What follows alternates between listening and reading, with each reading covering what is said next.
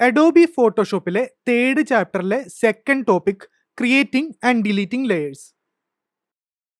Next നമുക്ക് ഈ ഒരു ലെയർ എങ്ങനെ ഡിലീറ്റ് ചെയ്യുമെന്ന് നോക്കാം. സിമ്പിളാണ്. ലെയറിൻ്റെ മുകളിൽ, അതായത് നമ്മൾ ക്ലിക്ക് ചെയ്യുന്ന ലെയർ ആയിരിക്കും സെലക്റ്റഡ് ആയിരിക്കുക. അതിൻ്റെ മുകളിൽ നമ്മൾ ക്ലിക്ക് ചെയ്തിട്ട് ഡിലീറ്റ് പ്രസ് ചെയ്ത് കഴിഞ്ഞാൽ ഓട്ടോമാറ്റിക്കലി ഡിലീറ്റ് ആയി പോകും. അല്ലെങ്കിൽ ഇവിടെ താഴെ വരുമ്പോൾ ഇവിടെ ഒരു ഡിലീറ്റിൻ്റെ ഐക്കൺ കിടക്കണുണ്ടോ, ഇതിൽ ക്ലിക്ക് ചെയ്താലും ഡിലീറ്റ് ആയി പോകും. പക്ഷെ ഇവിടെ ഒരു ചോദ്യം ചോദിക്കും, ഈ ലെയർ ഡിലീറ്റ് ചെയ്യണമെന്ന്. അതിലിവിടെ ഡോൺ ഷോ എഗെയിൻ എന്നുള്ളതിൽ നമ്മൾ ക്ലിക്ക് ചെയ്യുകയാണെന്നുണ്ടെങ്കിൽ അടുത്ത തവണ നമ്മൾ ഡിലീറ്റ് ചെയ്യുമ്പോൾ നമ്മുടെ അടുത്ത് ഈ ഒരു ക്വസ്റ്റ്യൻ ചോദിക്കില്ല. പക്ഷേ ഇത് ഡോൺ ഷോ ക്ലിക്ക് ചെയ്യാതിരിക്കണതാണ് നല്ലത്. കാരണം എന്താണെന്ന് വെച്ച് കഴിഞ്ഞാൽ നമ്മൾ അറിയാതെയോ മറ്റോ തട്ടി ഏതെങ്കിലും ഒരു ലെയർ ഡിലീറ്റ് ആയി പോവുകയാണെന്നുണ്ടെങ്കിൽ ഇതിവിടെ ചോദിക്കും ഡിലീറ്റ് ചെയ്ത് കളയുന്നതിന് മുമ്പ് ഡിലീറ്റ് ചെയ്യണോ എന്നുള്ളത്.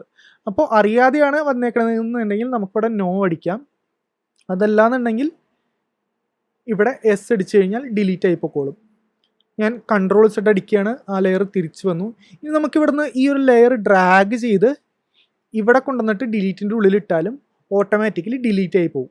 ചോദ്യവും പറച്ചിലൊന്നുമില്ല, കാരണം ഇതൊരു ലോങ് പ്രോസസ്സാണല്ലോ. അതായത് ഇവിടെ നിന്ന് ഡ്രാഗ് ചെയ്ത് ഇവിടെ കൊണ്ടിടുകയാണ് ചെയ്യുന്നത്. അതെന്തായാലും മിസ്റ്റേക്കിലൂടെ വന്നതായിരിക്കില്ല. സോ ഞാൻ വീണ്ടും കൺട്രോൾ സെറ്റ് അടിച്ച് അൺഡു ചെയ്ത് ആ കളഞ്ഞ 2 ലെയേഴ്സും തിരിച്ചു കൊണ്ടുവരികയാണ്. ഇനി നമുക്ക് ഈ ലെയേഴ്സ് മൂവ് ചെയ്യണത് എങ്ങനെയാണെന്ന് നോക്കാം. അതായത് നമ്മളിതിൽ ക്ലിക്ക് ചെയ്ത് ഡ്രാഗ് ചെയ്ത് ഇതിൻ്റെ മുകളിൽ കൊണ്ടിടുകയാണെന്നുണ്ടെങ്കിൽ ആ ഒരു ലെയർ അവിടെ ഓർഡർ ചെയ്യാനായിട്ട് നമുക്ക് പറ്റും. ഇപ്പോൾ ഉദാഹരണത്തിന് ഞാനിവിടെ ഒരു ബ്രഷ് ടൂൾ എടുക്കുകയാണ്. ബ്രഷ് ടൂൾ എടുത്ത് നമ്മൾ വരയ്ക്കുന്നത് ഏത് ലെയറിലാണോ സെലക്റ്റഡ് ആയി കിടക്കുന്നത് ആ ലെയറിലായിരിക്കും ആ ഇത് വരിക. മൊത്തത്തിലായിരിക്കില്ല, നമ്മൾ വരയ്ക്കണ ലെയറിൽ മാത്രമായിട്ടായിരിക്കും. ഇപ്പോൾ നമുക്ക് ഇത് രണ്ടും ഹൈഡ് ചെയ്യുകയാണെന്നുണ്ടെങ്കിൽ കണ്ടോ, ഈ ഒരു പോർഷൻ ലെയർ 2-ലാണ് ഇത് കിടക്കുന്നത്. ഇപ്പോൾ നമ്മുടെ ലെയർ 1-ലുള്ള കണ്ടന്റ് ഈ ഒരു വരയുടെ താഴെയാണ് കിടക്കുന്നത്. നമുക്കത് ഇതിൻ്റെ മുകളിലേക്ക് കൊണ്ടുവരണമെന്നുണ്ടെങ്കിൽ നമ്മൾ ഇവിടെ ഈ ലെയറിനെ ഡ്രാഗ് ചെയ്ത് അതിൻ്റെ മുകളിലേക്ക് വലിച്ചിടും. അതേപോലെ ഈ ഒരു ലെയർ 0 നമുക്ക് ഏറ്റവും ടോപ്പിൽ വെച്ചിട്ട് ഇത് കളയണമെന്നുണ്ടെങ്കിൽ നമ്മളത് വലിച്ച് ഏറ്റവും മുകളിലിടുക, അല്ലെങ്കിൽ തിരിച്ച് വലിച്ച് താഴെ കൊണ്ടിടുക.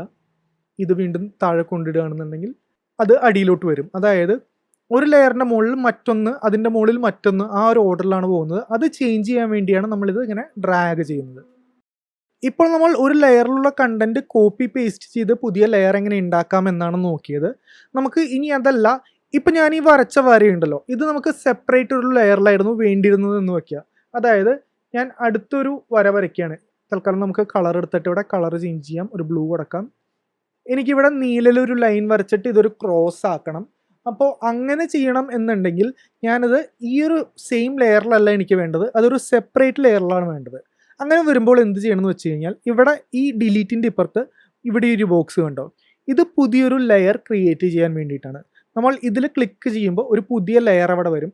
നമ്മൾ എന്നിട്ട് അത് ക്ലിക്ക് ചെയ്യുക. അതായത് അതിൻ്റെ മുകളിലാണ് സെലക്ഷൻ ഇരിക്കണമെന്നുണ്ടെങ്കിൽ നമ്മൾ വരയ്ക്കുന്ന കണ്ടന്റ് നേരെ ആ ഒരു ലെയറിലായിരിക്കും വരിക.